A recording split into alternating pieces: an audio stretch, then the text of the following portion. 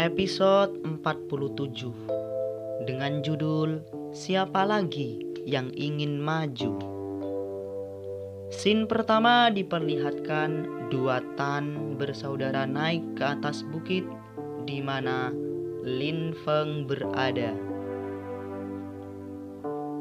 Sedangkan Lin Feng sedang berada di atas air di tengah-tengah danau dan sedang memegang bunga teratai ajaib yang berwarna-warni. Tan bersaudara berkata, "Lin Feng, serahkan faklier ordermu. Jika tidak..." Melihat adegan itu, pangeran yang ada di bawah bukit berkata, "Tan bersaudara dari aula bela diri petir." Lin Feng berucap, "Orang-orang dari klan Luo ya? Inikah bala bantuan kalian?" "Baguslah kau tahu," ucap klan Luo. "Dan sekarang matilah." Pangeran berkata, ingin mengambil keuntungan ya.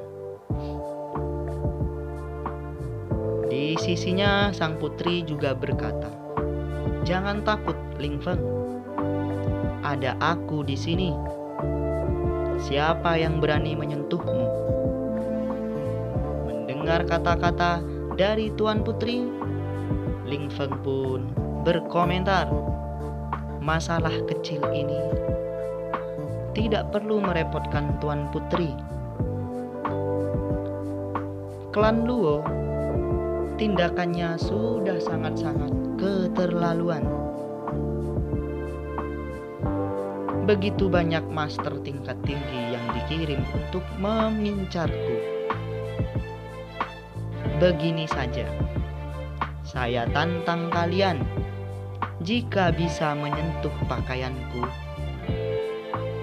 kalian menang." Lin Feng pun memberikan 2 biji teratai ajaib kepada Xiao He, si burung ajaib. Kemudian Xiao He pun memakannya. Di sisi lain, 2 Tang bersaudara berkata, "Sombong sekali." Tanpa basa-basi lagi, Tang bersaudara beserta kawanannya membuat formasi petir dan muncul bentuk formasi yang sangat agung yang tiba-tiba menyerang ke arah Lin Feng. Lin Feng tersenyum dan berkata, "Xiao Taen, si burung ajaib, pergilah untuk menahan serangan tersebut." Kemudian Xiao Taen pun langsung menerjang dan menabrak serangan dari Tan bersaudara.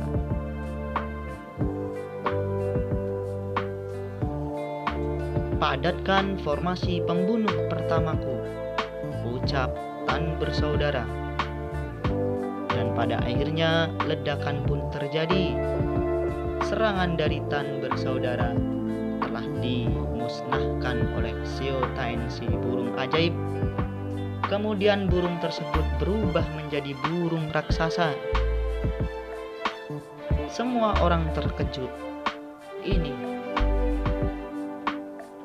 elang kian-tian di atas langit. Elang tersebut mengeluarkan jurusnya yang bernama Naga Pedang Pemburu. Segera ada banyak ratusan pedang di sekeliling Xiao Taen dan bersiap untuk menyerang klan Luo. Pedang tersebut akhirnya langsung menusuk ke orang-orang yang ingin menyerang Lin Feng. Seketika 6 orang tersebut langsung jatuh ke bawah bukit dan pingsan. Di bawah bukit, melihat adegan ini, sang putri berkata, mengalahkan 6 praktisi kuat sekaligus hanya dalam satu gerakan?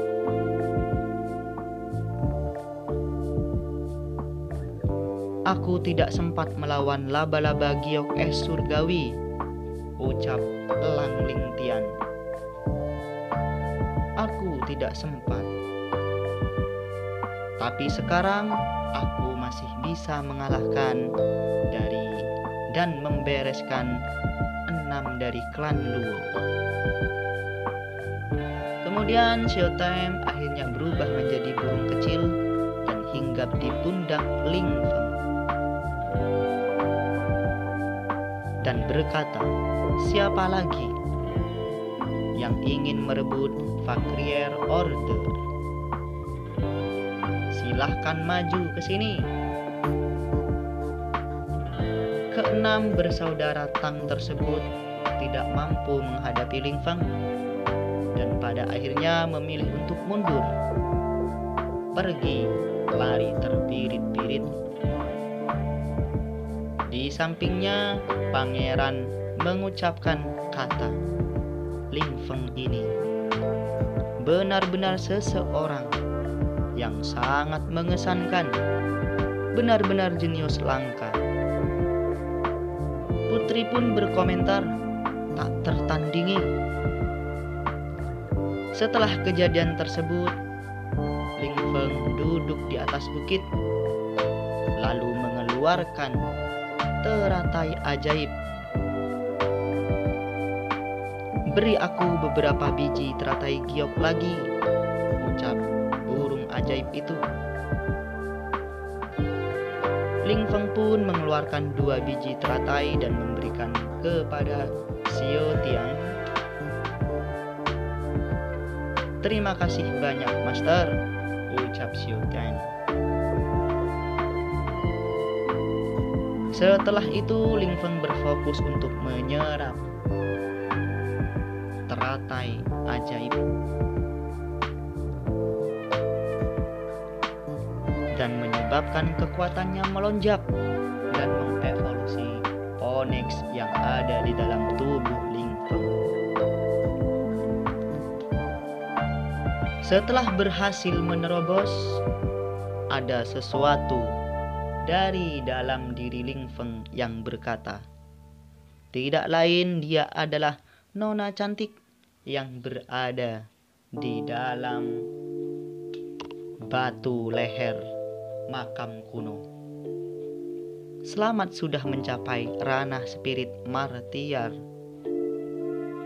Pertarungan hari ini dapat dilihat kalau kamu sudah berkembang, Ling Feng. Tidak lagi bertindak menuruti nafsu. Tetaplah bekerja keras. Ling Feng menjawab, terima kasih senior. Alam rahasia Changsen benar-benar menakjubkan. Berkultivasi selama 1 hari sebanding dengan kultivasi selama 10 hari di dunia luar. Hanya ada di sini. Baguslah kalau kamu mengerti, ucap nona itu. Burung kecil itu juga mengalami kemajuan. Umumnya dapat ditangani. Ling Feng berkomentar, aku juga akhirnya bisa tenang. Xiaotian kali ini sangat membantu. Di bawah bukit, sang pangeran berkata, elang hijau ini merupakan roh pedang. Roh pedang bukanlah pedang biasa yang bisa dilahirkan. Di atas bukit, Ling Feng yang sedang memegang teratai melihat Xiaotian yang berkata, aku sudah kembali menjadi ranah heavenly martial seperti sebelumnya, Tuan Muda Ling Feng. Aku, jika bertemu dengan laba-laba bajingan itu lagi, sekali mengepakkan sayap kebinikaanku, aku bisa langsung membunuh mereka dalam sekejap. Mendengar kata-kata bahagia dari Xiao Tian, Ling Feng pun senang. Dan kemudian dia turun dari atas bukit menuju Tuan Putri dan pangeran. Pangeran pun berkata, "Atas penyelamatan Tuan Muda Ling Feng, aku, Zhu Junxi, sangat berterima kasih." Setelah itu Ling Feng memberikan 2 buah butir biji teratai ajaib kepada putri dan pangeran. "Ini untuk kalian. Tidak terlalu banyak, tapi anggap saja sebagai rasa terima kasihku kepada Putri Xiao Xiao karena membantu." Pangeran menjawab, "Ini tidak perlu." Ling Feng berkata, "Ini tidak seberapa, Tuan Muda."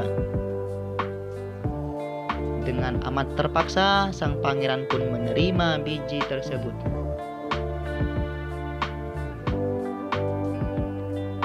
"Aku akan menemukan air kehidupan," ucap Ling Feng.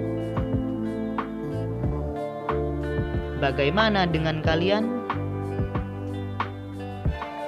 "Aku takkan menyembunyikannya," ucap pangeran. "Kita, ibuku sakit kritis," putri berkata. "Hidupnya di ujung tanduk." "Jika memang begitu," ujar Ling Feng, "kita bisa pergi mencarinya bersama-sama." "Itu bagus," timbal putri. "Baguslah. Kalau begitu semuanya bisa ikut bersamaku," ucap Ling Feng. Menuju Gunung Fang Yao, menemukan lembah Sengmin. Air kehidupan berada di lembah tersebut. Setelah itu mereka pun pergi menuju lembah. "Itu seharusnya lembah Sengmin, kan?" ucap Ling Feng. "Juga tempat terlarang Sekte Changsen. Setelah Sekte Changsen runtuh, menjadi tempat suci di hati para kultivator. Disitulah air kehidupan berada." Gambar menunjukkan pintu masuk lembah yang dikelilingi oleh 5 macam formasi. Di situ juga ada beberapa orang dari klan lain yang sedang mencoba untuk masuk. Melihat adegan itu, sang putri terkejut. Ling Feng bertanya, "Nona besar takut ya?" "Tenang saja, aku akan melindungimu." Karena sedikit malu, Tuan Putri pun berkata, "Akulah yang akan melindungimu. Ini baru benar." Di dalam formasi ada sebuah percakapan. Semuanya sudah ada di sini, tapi tidak bisa masuk. Menurut legenda, 300 tahun yang lalu, Zhao Zixun dari dinasti Tianwuku mematahkan larangan di sini. Tidak tahu metode apa yang dia gunakan. Aku akan mencobanya. Setelah beberapa kali mencoba, akhirnya gagal dan gagal lagi. Tuan Muda Wu berkata, "Sepertinya tidak bisa memaksa membukanya." Disitulah Ling Feng dan kawan-kawannya tiba di pintu masuk gerbang Chengsheng. Melihat Ling Feng dan putri, tuan muda dari klan Wu terkejut. Ling Feng berkata di dalam hatinya, "Ada larangan penghalang lagi. Tapi Aku masih tidak tahu cara membukanya. Sedangkan Tuan Muda Wu bergumam di dalam hatinya. Bagaimana bisa begini? Apa mungkin Ling Feng menyelamatkan mereka? Atau mereka membunuhnya sendiri, laba-laba tersebut? Ju Sunyi jelas-jelas sudah tamat. Sebelum melanjutkan, dia akhirnya tersenyum, merasa tidak ada apa-apa, lalu menyapa Tuan Putri dan Pangeran. Xiao Xiao, Junyi, syukurlah kalian baik-baik saja. Aku masih berpikir ingin membantu kalian. Tapi perkataan Tuan Muda Wu tidak didengar oleh Putri dan Pangeran. Malah mereka acuh tak acuh dan merasa tidak mendengar, apalagi melihat. Mereka berjalan menuju ke arah Ling Feng. Sedangkan Ling Feng, dia berkata, larangan ini seharusnya dari zaman kuno. Jika ingin memecahkannya, takkan begitu mudah. Aku akan memeriksanya dulu. Ling Feng menatap prasasti yang ada di formasi tersebut dan memulai membacanya. 5 prasasti batu ini semuanya diukir dengan prasasti kuno. Mereka ditaruh di sini, membentuk sebuah formasi besar untuk memblokir jalan ke depan. Tapi dengan menemukan cara untuk memecahkannya, baru bisa masuk. Di belakang, Tuan Muda Wu berkata, kau hanya bisa bicara omong kosong, Ling Feng. Kau punya cara untuk memecahkannya? Di samping Tuan Putri juga berbicara. Tuan Muda Ling Feng, apa kamu sudah menemukan cara untuk memecahkannya? Tanpa basa-basi lagi, Ling Feng pun mengeluarkan jurusnya yang bernama Dewa Formasi. Tunjukkan padaku. Kemudian tangan Ling Feng menyentuh tanah. Prasasti pun menyala. Ling Feng dan berkata, ini merupakan formasi yang didasarkan pada kekuatan 5 elemen. Setiap elemen berisi kekuatan luar biasa dari 5 elemen tersebut. Jika memaksa membukanya, akan terjadi perlawanan. Di belakangnya, Tuan Muda Wu berkomentar, omong kosong apa kau, Ling Feng? Apakah kau bisa membukanya? Mendengar kata-kata dari Tuan Muda Wu, Ling Feng pun menoleh ke belakang dan sambil tersenyum manis. Disitulah anime akhirnya berakhir. Senyuman manis dari Ling Feng adalah penutup dari episode 47 ini. Terima kasih telah menonton. Sampai jumpa di episode selanjutnya.